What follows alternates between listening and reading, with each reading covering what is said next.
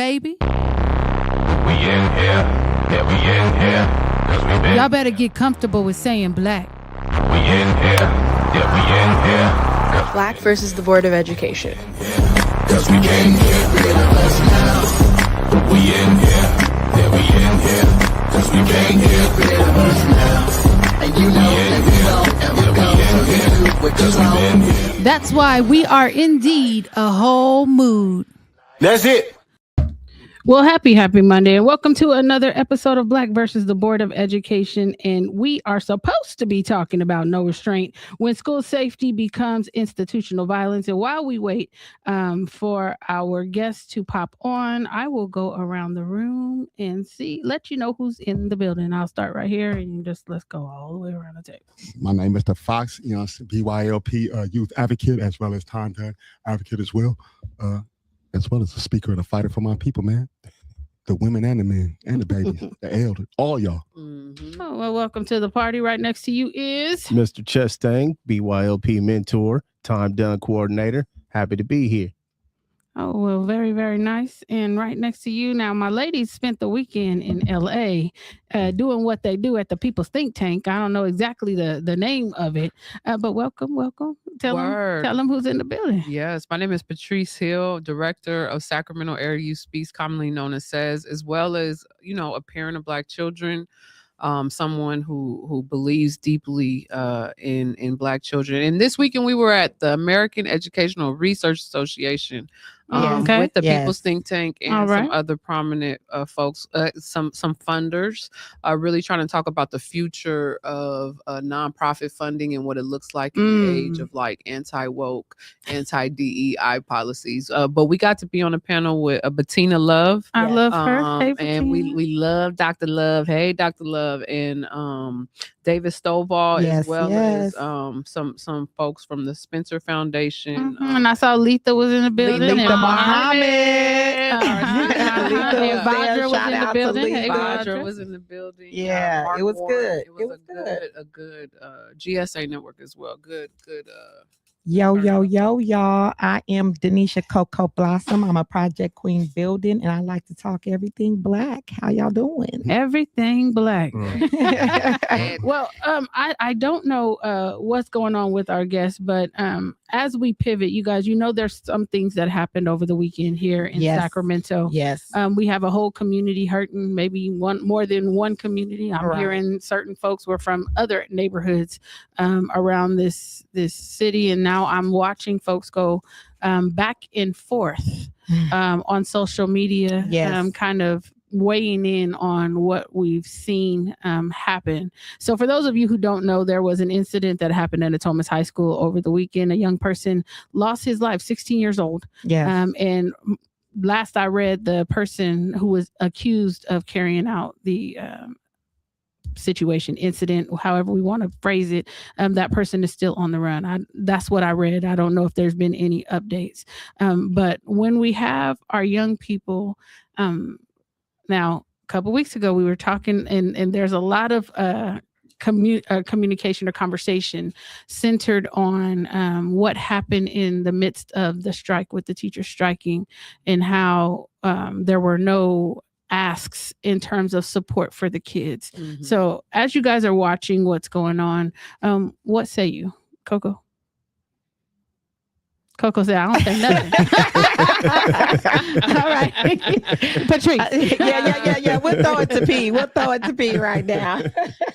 Dr. Bell just came in. But It's go ahead. it's such a sensitive issue, a sensitive topic. We have, we're witnessing the decline of services and supports inside of schools, prevention, intervention. Coco and I were talking about it when we were in LA. Like, they want to take folks like Fox and Chastain off campus, and those are the folks that can intervene. Yeah, right. And so one is, rest in peace to the child who lost his Absolutely. life. And condolences to the family. Yes. To the family. Yes.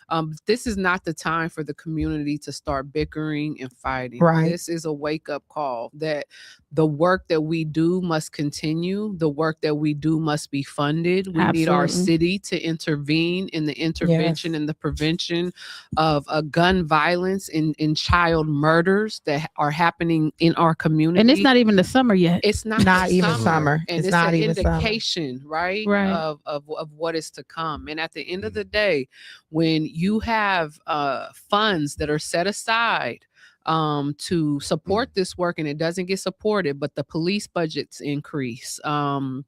Overtime for police gets increased. The jail's funding gets increased. What are you saying to our communities in terms of protecting our children? Yeah. We have to have more resources. Yeah.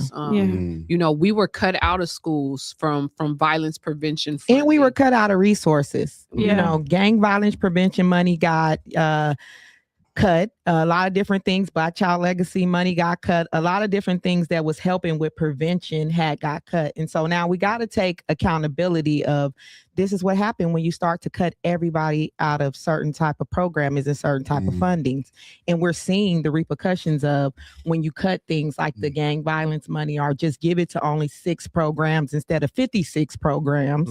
This is what we see. And then you block folks that have experience in this type of resource, this type of service from accessing young people on campus.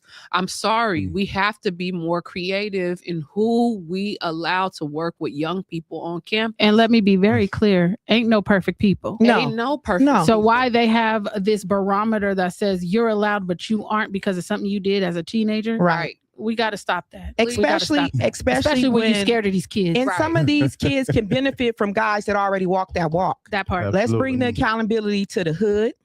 The way we raising our babies, the way we putting guns in our babies' hands, the way we perpetuating gang violence, the way as parents we still turned up and outside instead of having morals on our kids, showing our kids different ways, right? So more accountability on the hood as well, right? Yeah. We perpetuating this, we pushing this with our music. And different type of things as well. And then it's trickling down to our kids. How many of our older brothers have put a gun in our kids' hands? How many mothers knew that and I'm going to pull Dr. Bell on the stage, but you keep talking. How many hood mothers know that their sons got guns? Their sons is gang banging and you continuing to let it happen.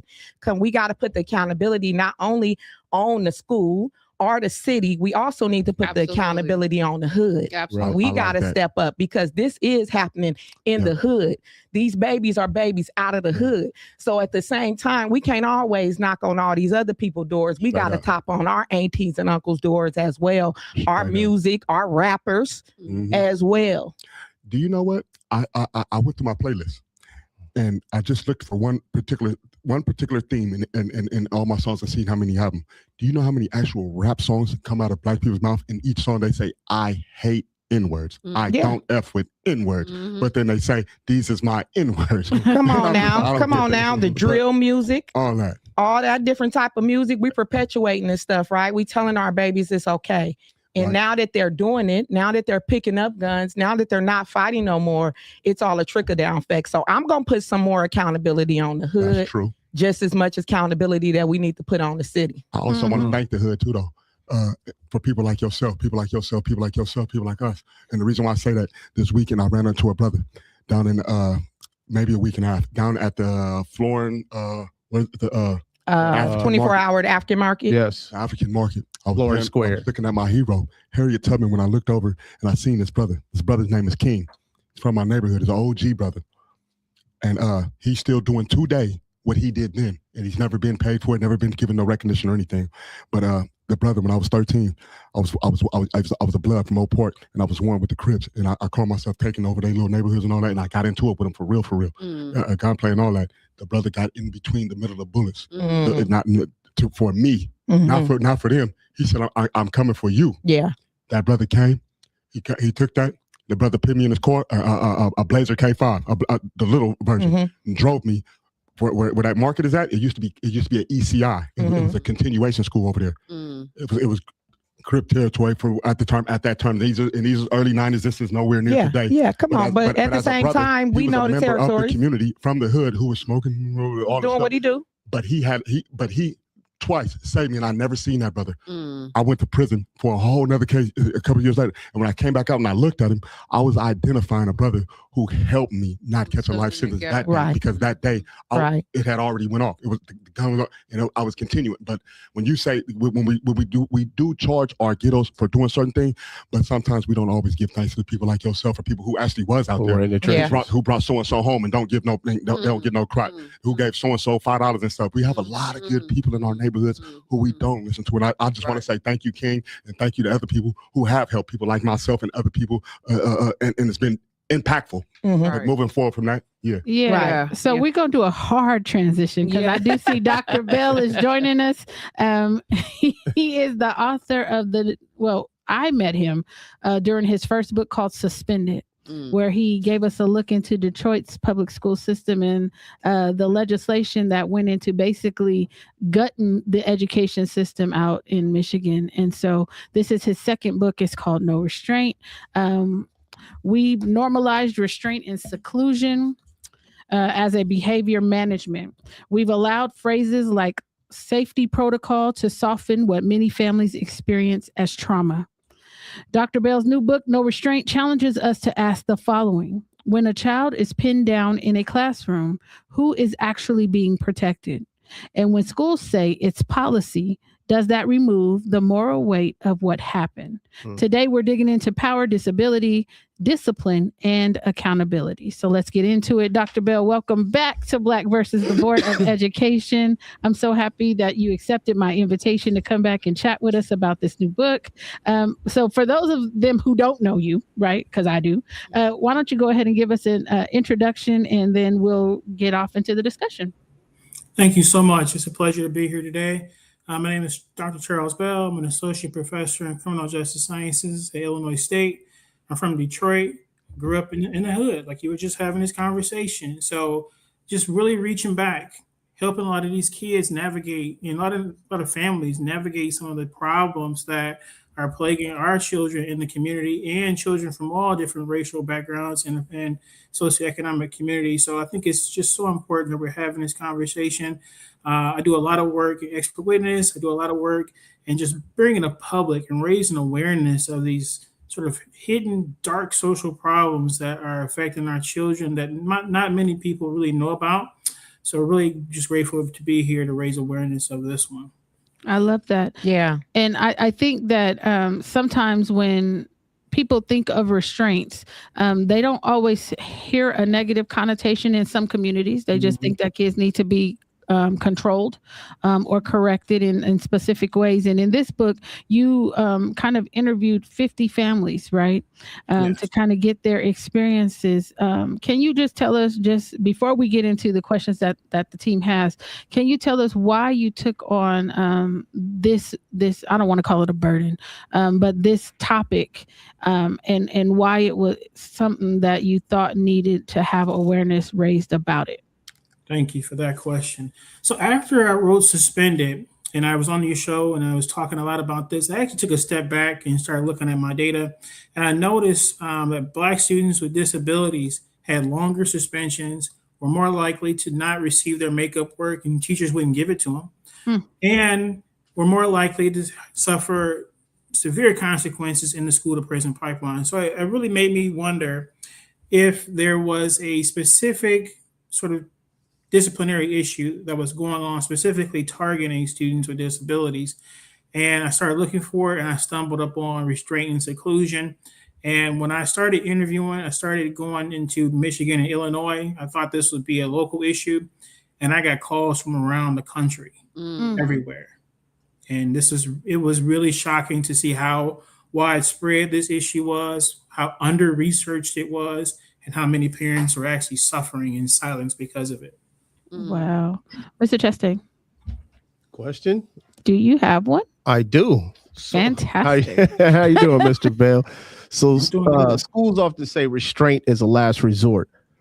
In your research, is it actually a last resort, or has it become a normalized response to discomfort? It's become a normalized response. Unfortunately, not only is it normalized, but schools do a very good job of hiding it from families. So one thing that I found really just troubling is that some parents didn't even know their children were in these rooms. Just imagine taking your kid to school and you drop them off in the morning, you think they're learning throughout the day, only to find out your child has been spending hours, if not days, consecutively taking them to school. They're in this room that you have no idea what's going on. And the schools in my research have lied about it. They've misled parents using very vague terminology, calm down room, quiet rooms. It's been used to control children for very minor offenses and some things that are just child playful things, playful activity. So it's certainly been normalized and used in very devious ways, in my opinion. Coco. Thank you.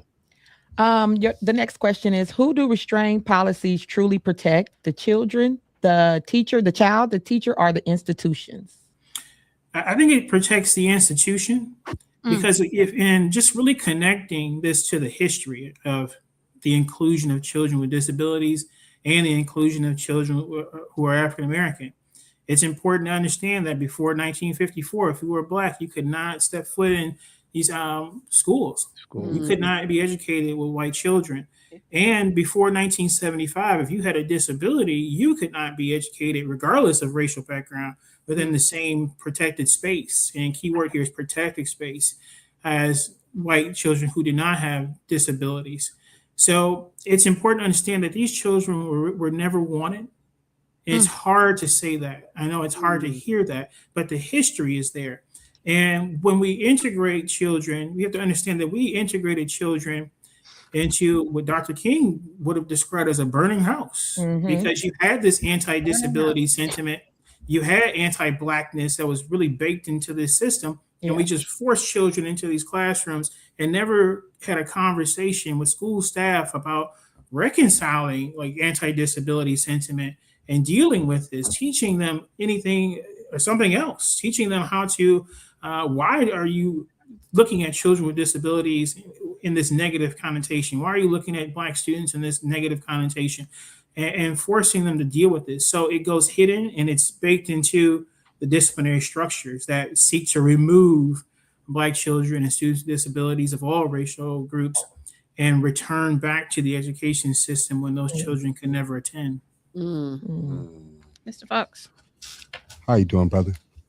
Doing great. Mr. Fox here. I respect the fact that how you started off. You said some of these things are understudied. They haven't even looked at it. So you studied families and how families are impacted. What patterns do you see when parents question restraint patterns? Are they labeled difficult? Are they overreactive? What's the verbiage they're utilizing to hide this type of stuff when parents are asking about it? And how can parents see it? There's a specific phrase that kept coming up. Your child is a danger to themselves and others. Danger to themselves and others. Because that is the only time that restraint and seclusion can legally and be used. But there's a few things that are really important to understand. In several cases, when I asked parents what were the behaviors their children were being restrained and secluded for, a few parents told me eating snow, singing loudly in class, getting up and out of their seat repeatedly. Those aren't dangerous things to your other.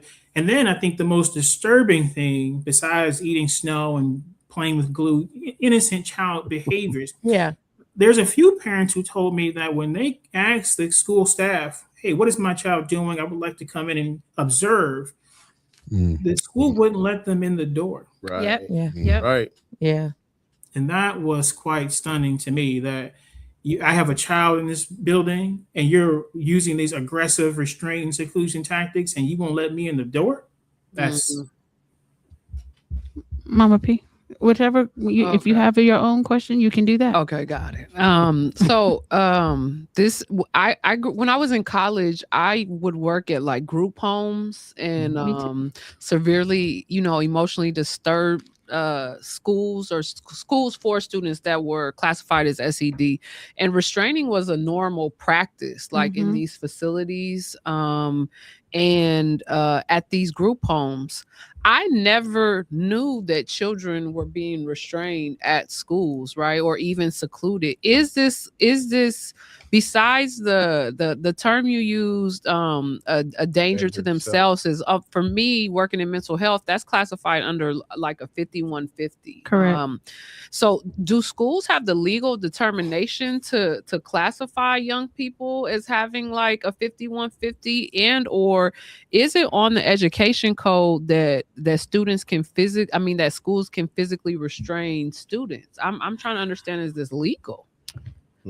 It's so this is the problem here. There's no federal law that regulates the use of restraint and seclusion in public schools. They regulate it in medical facilities, they regulate it everywhere else except for schools, which says a lot. That you would write protections in medical facilities, but not write them in public schools. The state laws lack enforcement. So, for example, in Michigan, they wrote a law stating that you're supposed to restrain and seclude only in emergency situations when the child is a danger to themselves or others. The problem is the law lacks enforcement. There's no penalties for violating the law. Yeah. So restrain and seclude, if you've been doing this, if you are what I classify as an anti-disability school, you've been doing this for so long, your numbers of restraint and seclusions are so high, then you see this law, well, it doesn't punish me for violating it, so I'm going to keep doing it because it works great for me. Because what I've seen, and I've really took some time to really think through this, because I felt that being in the school suspension literature and researcher, and then being in the school seclusion and restraint, if these students didn't have an IEP, I think these students would have been expelled a long time ago. But you can't do that to students who have an IEP because they have additional protections. There's a lot of paperwork. There's a lot of hearings that have to occur before you expel and repeatedly suspend. Allegedly. Well, allegedly. Unless you want to violate the law. Yeah, exactly. Because we know some schools are violating the law. But the other thing is, if you don't want to go through this paperwork, you restrain and seclude to compel parents to withdraw their children, which gets you right back to where you want to be in the first place without these kids in the building. Win-win situation. So the issue, so in your book, you talked about, especially in the beginning, you were talking about how Black students and white students were seen as the ones who had more incidents or instances of seclusion and restraining. And then you said that American Indian and Asian were the least likely to be secluded or restrained. What is it that you're seeing, especially because we focus on Black students here, no disrespect to any other community, but we want to know specifically are the issues that you're seeing with Black students, because I saw yet another article. There's a school in Sac City Unified where the parent is saying that or is alleging bias and some other things that are happening on an elementary school or a school that her son attends. So what type of instances are you seeing Black children being involved in, and what type of restraining is going on with them? Because I also saw pictures in your book where there were blood splatters on the floor. So can you talk to us about that a little bit? Certainly. And this parent actually told me that her son was in this room, and the school staff had locked him in the room and they were watching him self-harm. This is a room, the seclusion room is supposed to be a room that has padding on the walls, the doors, just in case a child has a mental health crisis. It's supposed to be a room where they won't hurt themselves if they hit their heads on the wall or on the door, things like that. But this room that's featured in my book has no padding on the walls. There's a metal door in the room. So this room itself was not fit for being a seclusion room. The entire room is virtually illegal at that point. And that really showed me that I had to study not just the act of secluding and restraining children, but the actual rooms too, and what they looked like, because these rooms were not fit. And just imagine looking at a room with a child and a child's blood all over the Or floor. a holding cell with a child in it. Absolutely. Exactly. Yeah, that's what it sounds Yeah. like. That's what it sounds like. Like a Yeah. prison cell. It's a holding Like a cell prison cell. with a camera in it. And that's in prison, that same exact room. That's they don't care if you're suicidal or not, but that's where you go. Even if you go to the county jail, it's a holding cell, and that's where they sit the inmate who's causing the rest of the inmates to go up. If I'm kicking on my door, being loud, screaming, whatever, but in order to make that room, I actually have to do something to piss the officer off. But that's the same room they sit. Allegedly, I've done something that made him mad, and allegedly could be literally this. Everybody else is standing on the black line, and I'm not standing on the line. Oh, you don't want to comply? You go into the room. Same as a kid. Mr. For not Jackson. sitting down School in this to chair. prison pipeline. Absolutely. That's exactly what it is. So I have a question. I want to appreciate you for everything that you're speaking on, but you were specifically talking about disabilities. What do those disabilities look like that our children are having, that this problem is what they're dangerous to self and others? Autism was certainly targeted at high rates in my study. It's one of those things that the behaviors associated with the disability were criminalized immediately, rather than help or assistance increasing as a response of the diagnosis. It ceased. And many school officials told parents that if you won't allow us to restrain or seclude, we can't take your child here. Your child can't even learn in this institution. We have nothing for them. And that confused a lot of parents because, hey, I'm paying taxes here. And I thought that schools are supposed to be open to all. Well, not if your child has a disability, and particularly autism, and you're not willing to let your child suffer in a seclusion room. Yeah. Are these like private schools, or are we talking public schools where you're saying they have the option of saying they don't want your child? That's the thing that really just completely shocked me. These are public schools that said we have no resources here for your child, and you have to leave essentially at that point. Cold messages. Send a parent. If I can't put my hands on your child, You can't. I don't want your child here. And the other message I be hearing to tell the child, you have to bring your child here. That's mandatory. Right. But I do not have to educate your child. I'll send them home with an F. Exactly. But if you don't bring them here, I can bring law into this. But if my child comes home with an F and beat up on a hair point, I'm not allowed to bring law into it. I'm not allowed. Or you can't even come on campus. Happened. Can I see the tape of what these things are? I felt the words in my heart when you said, the systems are designed for children who was never even wanted. You didn't really want me here anyway, and it shows because there's 4 kids here, and I came in here, there's 3 plates at the table. You never had a place for me at this table anyway. You telling somebody to scoot over, and you agitating them. And when I sit next to that person ain't supposed to be there either, so they like scoot over. When I speak up, now I got autism or something else, and you want me out of these kids is be under attack for stuff that they can't help. They can't even help. The problem was here before I came in here. Wow. Yeah. My question is, so, seeing restraints done at these facilities, I've seen instances where children got hurt being restrained. So my question is, when restraint goes wrong, who is held responsible and who is protected? That's a great question, because when the restraint goes wrong, the schools should be held accountable. But I've seen several cases where that doesn't happen. I've seen cases where they actually work to cover it up and to make sure that people don't know that it went wrong, and unless there's a severe injury that couldn't be covered up. And this raises a really important question about taking phones out of the schools. And I understand the challenge that it creates for educators with the school fights on one end, but on the other end, if we don't have phones or video, a lot of parents have no idea what is going on with their kid. Absolutely. A lot of parents in my study actually found out that their child was in the seclusion room when their child came home and was tearing up the house, and the parents just wondering what is going on. A lot of these kids were completely nonverbal, but what they did was they actually put a camera on their child's book bag, and that's how they found out that the kid was in these rooms or was being restrained multiple times. Because it was forbidden to them. That reminds me of the complaint we got a couple of weeks ago. The mom said that the boy was coming home and he had all these marks on him But they had put him up for suspension. You remember they were trying to expel him out of the district because I don't know what was the issue.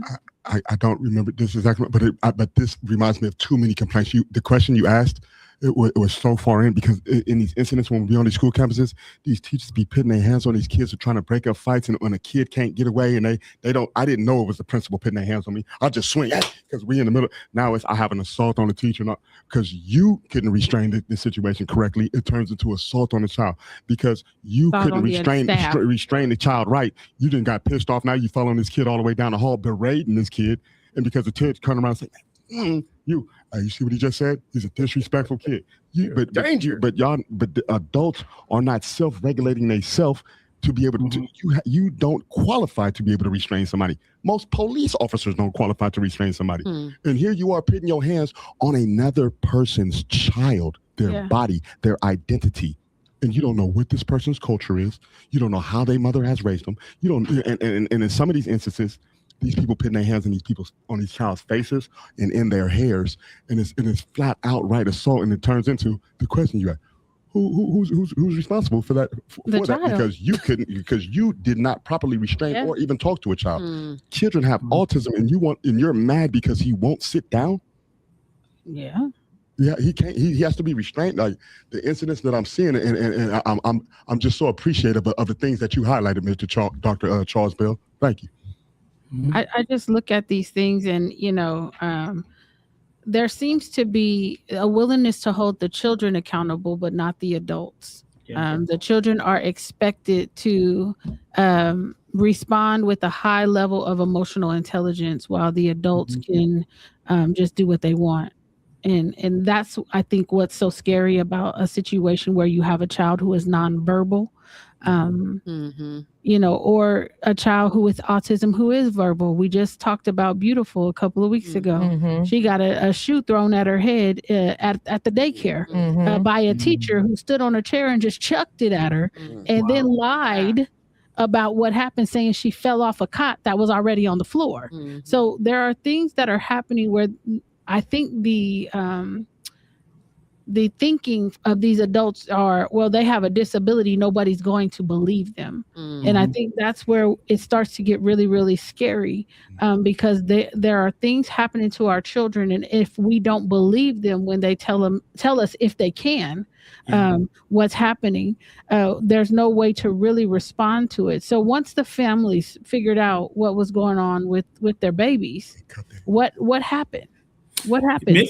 Many of them call, and this was another. I mean, this study just kept getting deeper and darker as I went along. So I had a particular family, and I'll never forget this one.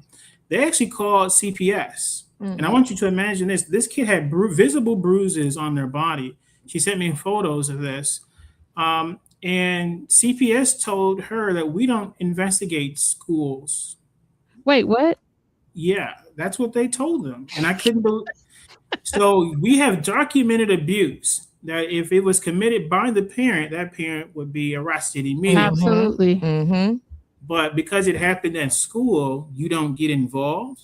That's really interesting. But when the school found out that the parent called CPS on the school, well, the school called CPS on the parent. Retaliatory. The retaliation. So that was a lot of retaliation in my study, and parents had to deal with it. And just think of the weight of, hey, I see my child is suffering at school, but we have a routine, and this child is traumatized because they may be adopted and it may have already been taken from one family. Now, seeing CPS here again is going to traumatize them. Now, do I want to go forward with this lawsuit, or do I want to just let the school have it and move? And there's monetary costs with relocating. I had parents that spent up to $300,000 in lawsuits suing schools and losing in many cases. A few of them won, but many of them lost, because if you have $300,000 to spend, the school has it via your tax dollars and they're using them against you in many cases. Cold game. Wow. This is kind of a two-part question, but the first one is a little more personal. What drew you to this topic? Was there a specific experience or moment that actually drew you to want to study this topic? And was there an eye-opening story that you encountered on this journey that made you really feel some type of way or have a different understanding on schools and their parents? After looking and seeing, my data with students with disabilities, Black students having their specific sort of unique experience that was more severe, I started looking at restraint and seclusion, and I just didn't find any research that wasn't policy oriented. It was very little research. There was the U.S. Department of Education puts out these numbers: 100,000 students are restrained and secluded every year, and I just started looking at even that is an underestimate because of states not reporting or getting caught lying about their data. Yeah. So you just didn't have a lot of research. And I've always just been shocked, even in my first book, that researchers and policymakers are having a conversation amongst one another, but excluding the parents, excluding the children. Nobody's coming to our community asking us these kind of questions. So that's one thing that I'm really big on doing. You can't have a conversation on school discipline or the school to prison pipeline and not talk to the people who are affected by it. Right. So that's a big problem for me. And I think there's a few stories that really stood out to me. I'll share two of them immediately that will just be with me forever. The first one is a parent who didn't even know their kid was in the seclusion room because the school was calling it timeout.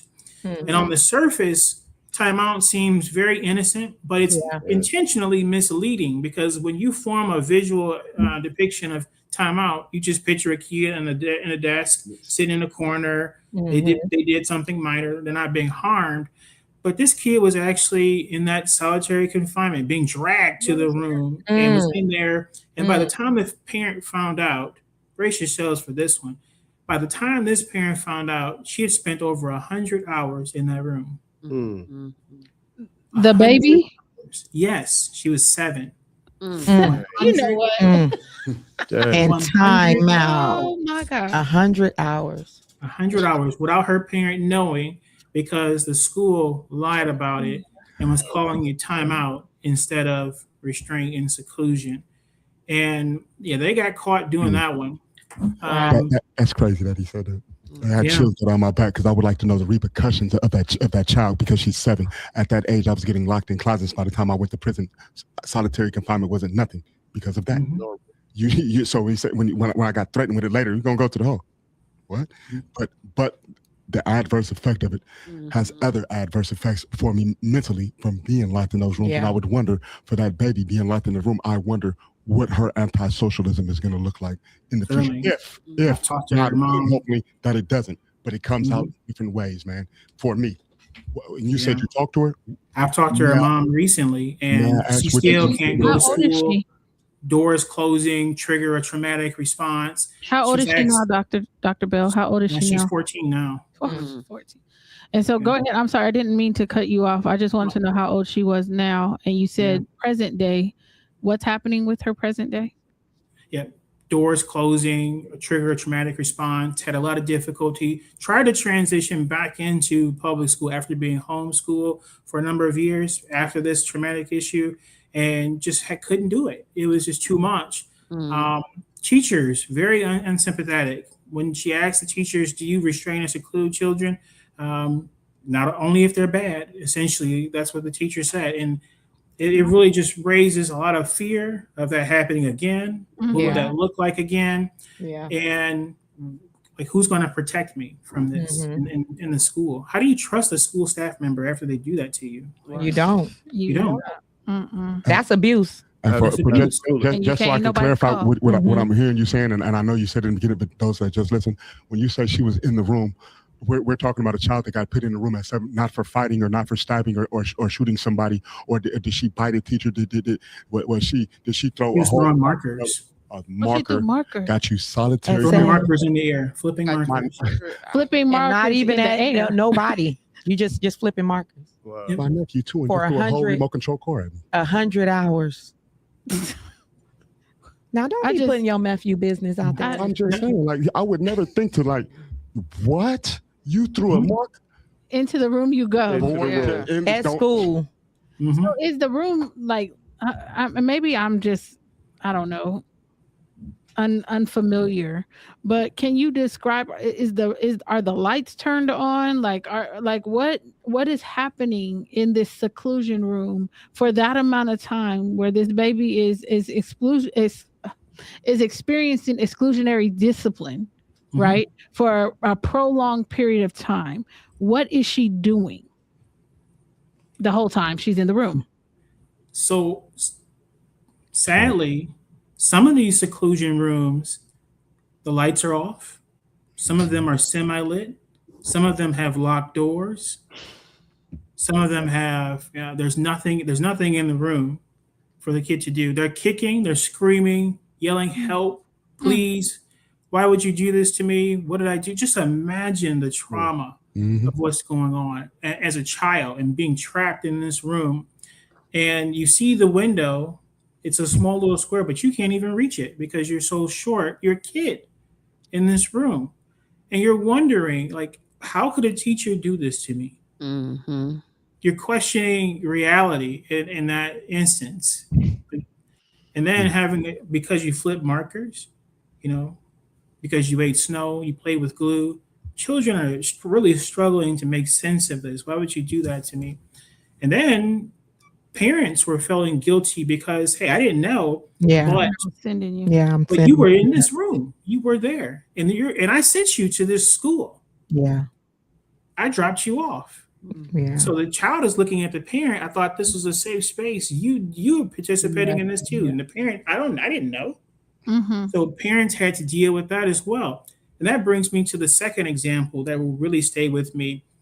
This was a mother who adopted her son, Gerald, and that's a pseudonym. And he had been exposed to meth and alcohol in utero. So he had some disabilities and was doing really well in school until he got to like the second grade and was in a school that used heavy restraint and seclusion. So she withdrew him from that school and put him in a school for students with disabilities. Upon enrollment, they asked her, would you allow us to restrain and seclude? She said, no, this is going to traumatize him. That's exactly what they just did. Yeah. Don't do this. So during a class time, there's a worksheet that's supposed to be completed. They held him back from recess so that he can complete this worksheet. Why would you do that? Number one, is it really not important for you to complete the worksheet at that very moment right now instead of going outside? He melts down as a result. They drag him to the seclusion room and lock him inside. But this is where it gets really devious. They wrote 2 reports, sent 2 reports to his mom. None of them mentioned that he was in the seclusion room. Or he was dragged. Or that he was dragged. So it's her word against the school because he was able to tell her that, hey, I was in this room. Yeah. And she knows the limitations of his disability. He can't make this stuff up. That's what she tells me. So the school says we would never do this. He got it wrong. Do you want to just take him and go home? She says, yes. He pops his head in the room. That's the guy that dragged me right there. And the school says, sorry, we made mistakes. We'll never do it again. But the damage is done. You lied to me at that point.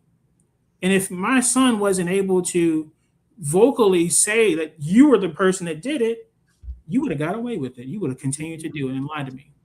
So what would be the long-term effect on the kid for that? Having being locked up in that seclusion room for however long, what would be what would be some of the long-term effects on nightmares, trauma? Parents sent me videos of their kids screaming and kicking. Please never send me to school ever again. I never want to go back to school ever. Kids that hated going to school, kids that were coming home and just imagine all the built up stress of being in that room. They're coming home, they're breaking the doors, they're breaking the TVs. They're frustrated because of this experience. And then the behaviors associated with being in that room are criminalized because most people in society don't understand how restraint and seclusion traumatize children. And that brings me to the other point that I want to make here is that I was really interested in understanding why this was happening. So I went to the trainers. I interviewed 20 education professors and program directors. These are the people that make the curriculum at the university level. And I wanted to know, are you teaching teachers about the harms associated with restraint and seclusion? Overwhelmingly, no. Are there any lectures, school courses? No. No, very little. So what does that mean? It means that you are sending teachers, new teachers, into schools that are already zero tolerance heavy. They've been suspending kids, punishing kids for decades due to zero tolerance in the 90s. They're resisting school discipline reform. You're sending teachers into this institution. They have no idea what they're doing is wrong. They have no idea what their colleagues are doing is wrong. In the book, the seclusion room door it wasn't removed in this particular district until a teacher actually got locked in the room herself. Of course. And it's Then they removed it. Oh my gosh. There's a comment in the chat.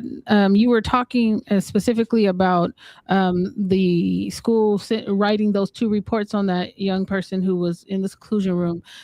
This goes into their school record, right? Any type of incidents or any type of behaviors that, you know, could cause them or lead them into having any type of discipline. Although it didn't specifically mention the seclusion room, that still follows them on their educational journey. Is that true? Yes. Okay. And I'm sitting here and I'm listening to everything going on. First of all, my body is getting all hot all over because I'm ready to swing, but I can't do that.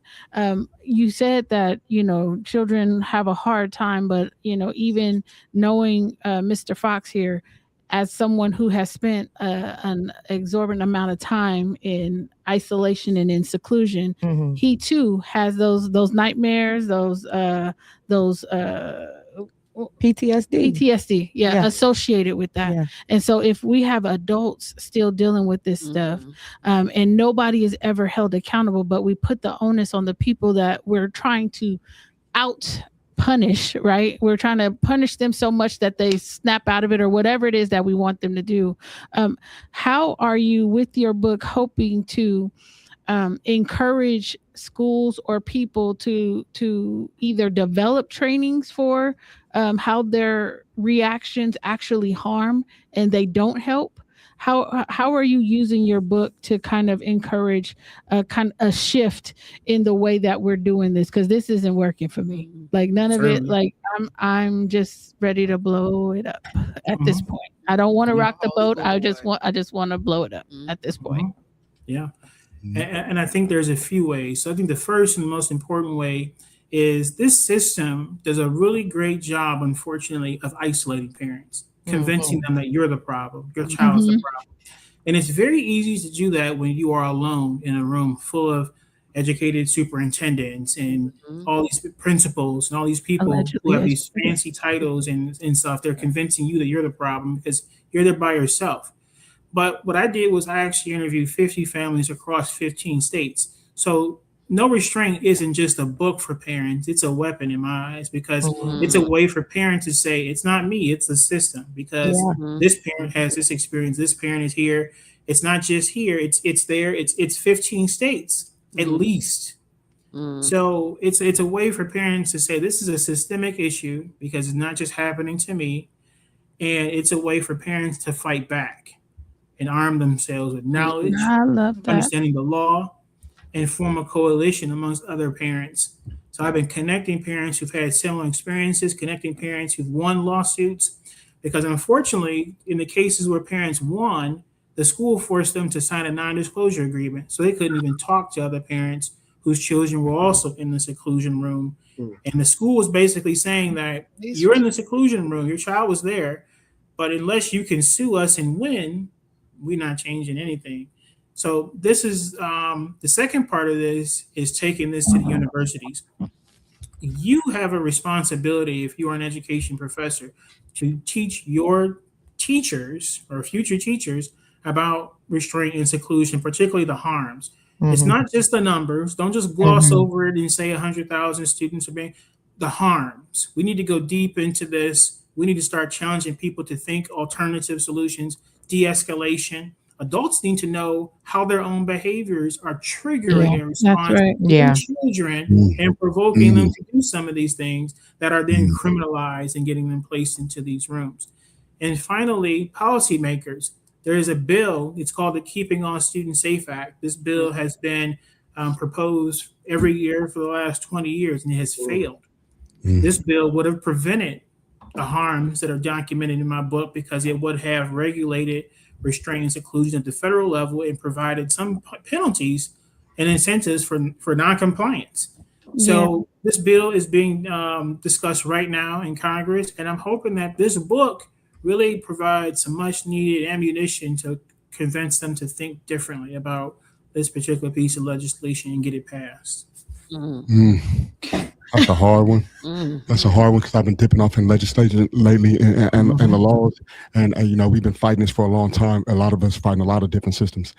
And the more books like yours come out and exposes things that have not been studied, it goes to show me how well of an oiled machine this actually is. Yeah. These things, America is a smart country. I mean, we are, there's other countries that are too. But about all the things we discovered, why is our education system looking this way for our particular classes and the things that we go through? Like you said, it wasn't designed for us. And then we look at things like what you were saying, the Kim file, the two papers. Those papers, I look back at my history and I look at the things like you were saying about Folsoms and the other prisons. Whole Hiram Johnson is there. When I went to Folsom, whole Oak Park was there. Whole Meadowview was in Tracy. Everybody from Heights was over there, and you know what I mean. They placed us all together in these things, and we all had the one things in common. That file from school. Yep. That file from school, when we go to prison, that same exact file, that the two reports, when you go to prison, they have that, and they give you points for it to put you in more violent prisons. They come back and they say, well, your teacher right here said when you was a third grade, you conduct violent, he got conduct disorder. Conduct disorder. Conduct disorder for those papers on that file and being locked in those rooms. And then when they looked and they seen I was locked in class and where I came from, oh, this kid right here, he's been locked in charges all his life. Shoe turn. He for sure can handle the whole. He's antisocial. He's antisocial already. We're gonna put him in our prison over there where we got all these, and they perpetuate the behavior. And I look at that, and then you look at how they treat a human being like that. If a child can't handle this, and then you send a child into prison with this mindset, and then setting back into society with no level of accountability of what you've been doing wrong to him, shutting them up, keeping them quiet, and all that. And now he's out here like, I'm gonna be heard. You know what I mean? And he doesn't mean to want it to be that way, but. I'll be damned if I go back up in that closet. If I'm going to be the one in that room again, I got something to say before I get there. And you can't help but feel like you're going there. And that's these kids, they can't help it. Like you said, what did I do, teacher? Well, I get in there because I do understand what that is. I just didn't understand that spitting a couple sunflower seeds on the grill was going. That's what it was going to lead to. And these are not crimes that these children are committing. Right. But the horrible repercussions of what's happening to a person who needs help is disgusting. Well, I think it's, again, a lack of care, compassion, and concern. We are not concerning ourselves or caring for these children in a way that would have them to have a positive experience. And that's, to me, what's so heartbreaking about it all. You said that these are children that nobody wanted. And that just makes me think of Black children in the school system, period. These are children that nobody wants to be bothered with. Yeah. Nobody wants to deal with. Nobody wants to learn how to appropriately deal with them. And then we want to lower the expectations. We want to put them in remedial classes as if they couldn't do anything. And we want to suspend them away. And I'm just so heartbroken by the whole thing. But I saw you were about to say something, sis. What were you going to say? No, firstly, I just want to say thank you for your research. Thank you for coming here to rock with us as a graduate student. I really appreciate you saying you looked for something where there was gaps in the research. We just went down to AERA, the American Education Research Association, and that was something I was really looking for. Like, where is the gaps? You know, a lot of people research the same thing. So it was just confirmation you saying, I seen gaps in that.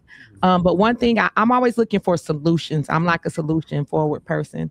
What is something like people like us, the community-based programs, the community-based partners can do when it comes to this situation with either helping parents or helping teachers, informing teachers about this?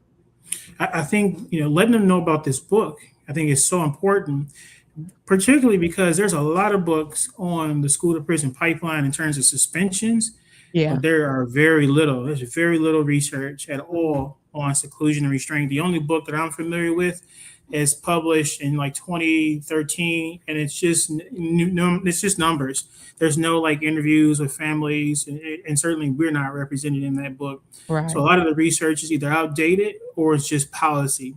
There's no one really going to our communities talking to parents about what's going on and how they found out about these issues. So helping people find this book, letting them know that it's not a book and to think differently about the book, because I think I wrote this book intentionally so that parents don't feel alone. And that's what I discovered so many times. I've been isolated from everyone. No one is willing to listen to me. And this book helps them challenge that narrative. It helps them, get pick yourself back up and fight. Yeah. You have a community fighting with them, standing with them, and just raising awareness of the harms. I think that schools have done a really good job of making restraint and seclusion sound innocent. Time out, calm down room. I think we need to expose the violence of this, because I can't see any tax-paying person that's in the community truly standing and saying and supporting the violence behind restraining seclusion for a child. And if they are, we need to make them known publicly so that we can look at them, how we look at them. Call them out. Yeah. Yeah. And I thank you for this book too, because this is going to be another thing in my tool belt when I go and kick doors open at school board meetings or in these meetings with folks about how they're not caring for our children in the appropriate way. But in your research, what I'm curious about is, did the teacher, because I noticed in your book, you said that only one teacher participated after you had asked numerous teachers to come and talk to you about what was going on. So only one participated. What type of training do they have to have in order to legally restrain and seclude a child? So that depends on where you are, because the state laws, they're lack enforcement. So typically school staff are trained in CPI. So this restraint. So in many cases, that training is either ignored or the person is not trained at all. And I thought that was just completely mind-blowing, that you have some people who weren't certified at all. And I've also heard this, the teacher teaching everyone else. So you have one person that does the training, they come back and teach everybody else, but things get lost in translation. Yeah. Yeah.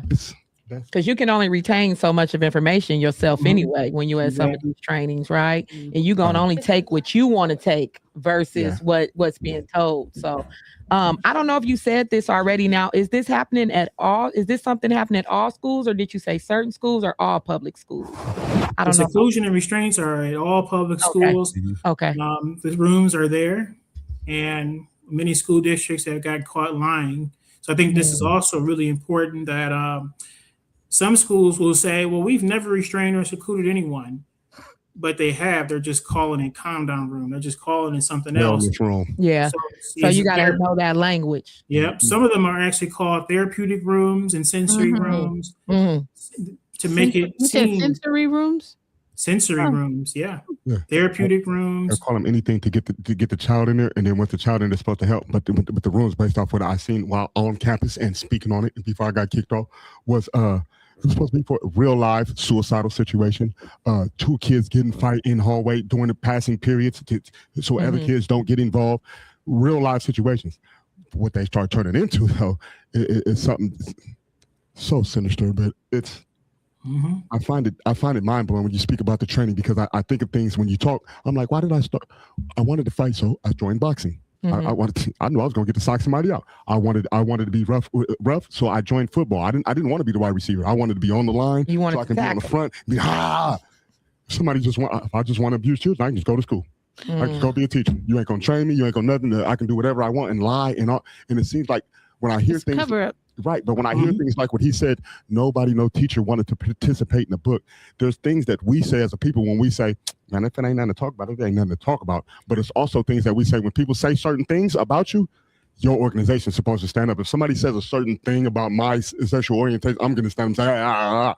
So if you got somebody speaking about your whole thing, and we're talking about children, and we're saying, you're doing this, you don't want the opportunity to stand up and say, no, we ain't never secluded. No, you don't want to go on public record and say, no, not me. I don't know what they're doing in there, but no, I ain't with none of that. I want to ask Dr. Bell, is that because some of them were scared of losing their positions or scared of speaking up towards the system that they're already working in, that they didn't want to participate, even though if they was or wasn't doing it? Were you finding that, or was you just like, was it the fear, or was it like, you know what, I'm a bag away? That's a great question. And I will say you can't determine exactly why some people wouldn't participate. But what I will say is that schools have an incentive to protect their image. Nobody's going to send their child to a school where they know the teacher is restraining and secluding people. So I've seen cases where the school knows and they hide it. They cover it up because they know it's going to be on national news, it's going to be on local news, and then you start losing students, and then the school eventually closes. So they have an incentive to cover these things up, to make them look like something else, or to actually fight the parents and make the parents, run out of money, essentially, because the school has an unlimited access to funds. Right. They can just, challenge cases. I've seen cases where the parent, the child was in this room, they have the information, they have all the records, and they know the school lied about it. And then the school appeals. They just keep appealing. They just keep going. Yep. So they drain them. Yep. They drain you. Yep. Yeah. And then a lot of times, even if there are complaints, what I've seen, especially doing advocacy work, is yes, they'll string the parents along, but what it is they'll come up with terms that don't include any monetary compensation, and they just say, okay, well, we're going to take these corrective actions instead of focusing on what happened with your baby. We're just going to make this system a little bit different for everybody. And that never really gets to the root of the problem that you had with this particular child. And then a lot of times they'll say, okay, well, we'll just move that child's school. And that school will be really far away from your house. So now they have to provide transportation. And then it's like, well, door-to-door transportation, but you're sending my kid to an environment that they know not of. Right? And so when you have children with autism who really have to have a regular schedule and a regular environment, and you just switch up everything on them, yes, that's they're a lot going on to them. act out. Yes, because they cannot adequately express what is going on with them. And instead of these adults acting like they have a brain, what they'll do is they'll punish the kid for talking in the first place and punish the parent for opening their mouths too. And it's been I've watched families cry in front of districts, and it's just like falling on deaf ears. They changed caseworkers. They did everything to just make the family quit, is what I'm seeing, Dr. Bell. They want the families to quit. You know what I mean? And I just think that, there has to be more done. Like even with Sac City Unified, they've been sued multiple times. But I don't know if it was for monetary compensation. I thought it was just for corrective action. So I'm just, I don't know how else to hold school districts accountable, one, when you don't have enough people willing to sue them, and two, you don't have enough people willing to sue them without being paid hand over fist. You know what I mean? Like it's a racket. I've seen some of those cases, and what I seen when I looked into them in California anyway, the reason why they was getting sued and they was trying to back down and sweeping under the rug in the restraint cases in California, you're restraining somebody who they was having big 6-foot dudes restraining 3-foot little girls, and she ended up with her arm broke. You have somebody restrain somebody who's already had their arm broke. You put your hands on people and you don't know they think they have IEPs. These kids, you're restraining a girl who she's been molested all her life, and now you send this big hairy dude to sweat all over her and hold her down. And she was fighting, now she's screaming, "No, don't rape me." You know what I mean? These kids, you don't even know these kids. You putting your hand on them in incidences where you're restraining them for incidents like what he's talking about. The kid threw a marker. The kid in the air. In the air. She was flipping it. He may have said a couple cuss words, but saying a couple cuss words don't want getting drugged down the hall. Didn't they say? Yeah. And And I some other. go ahead, Dr. Bill. I'm sorry. No, I was just going to say there are some instances where the school says, "Well, this child hit me," but when did the hitting actually start? Because what I've seen is that school officials don't consider the flight or fight mechanism that is activated when a child trusts a person and they violate that trust by putting them in a seclusion room. So if you put me in this, you dragging me to the seclusion room, I'm hurt, and that happens one or two times, and I don't have no help. Eventually, I'm gonna start fighting back and defending myself. That's Right. normal behavior because my flight or fight mechanism is activated at Even some with them point, cases, and then I that see behavior gets people criminalized as a result. So, Yeah. And while you were talking, I took the liberty of looking up CPI prevention. And it says CPI, Crisis Prevention Institute, restraint holds are trauma sensitive, last resort physical interventions designed for safety. Yeah, no. What? And it also says to prevent immediate harm when less restrictive methods have failed, not for punishment or convenience. exactly. I don't think they read. Yeah. I don't think so. Because if they're trauma informed, the techniques focus on de-escalation using holds only when a person poses imminent danger to themselves or others. So you said that they use that they're a danger to themselves or others in order to initiate these restraint holds that are supposed to be last resort. So I'm just, you giving me a lot to think about, a lot to fight about, Dr. Bell, and I want to thank you. I did get my copy of the book. I should have brought it here to show everybody because you have yet to sign one of these books for me. I'm just putting that out there. You have yet to sign one. So what I got to do, mail it to you for you to mail it back? Like how? I'm gonna send you a signed one. I'm gonna send you or better yet, how about we get you to California? How about we get you to California and maybe we can figure out how to do some sort of conference or something. Or my sisters have a conference they do every year. Can we get him out here next year? Yeah, we do have I don't know. We got to change the name of it now because of the attack on equity, but we did used to have an equity summit every year.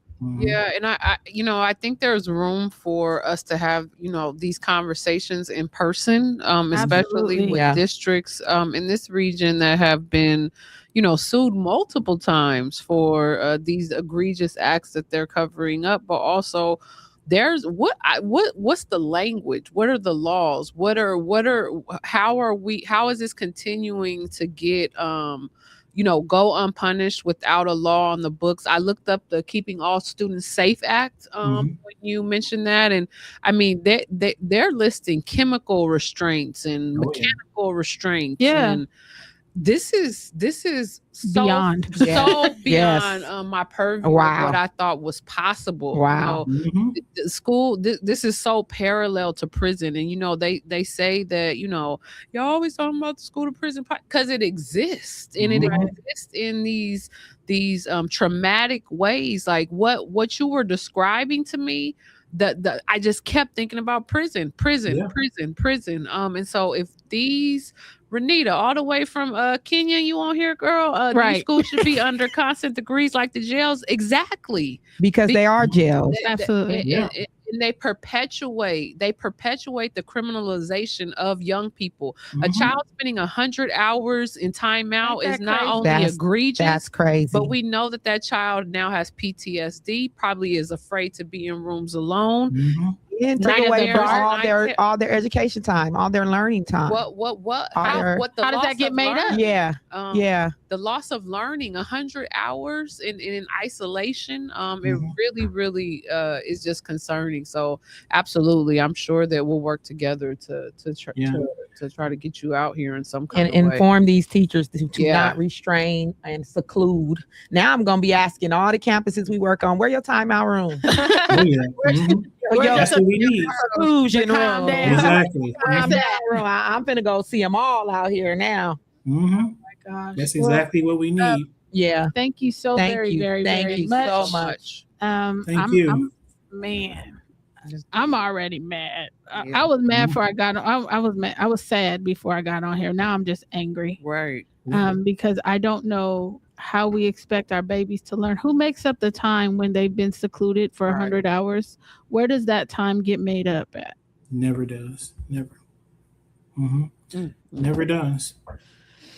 But nothing to see here. Let's just send them to school. You're mandated to send them to school, or you'll be punished. You know what I mean? And that's what's so egregious and so scary about it.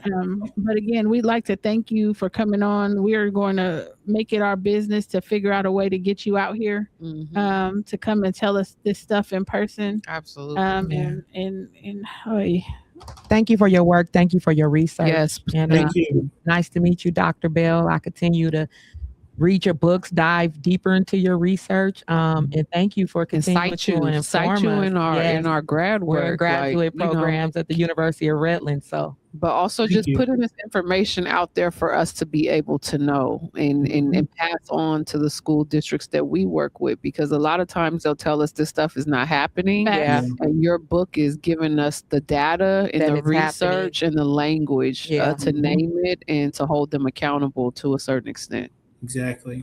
Thank you so much for having me. Absolutely. And you come back whenever you're ready. Will do.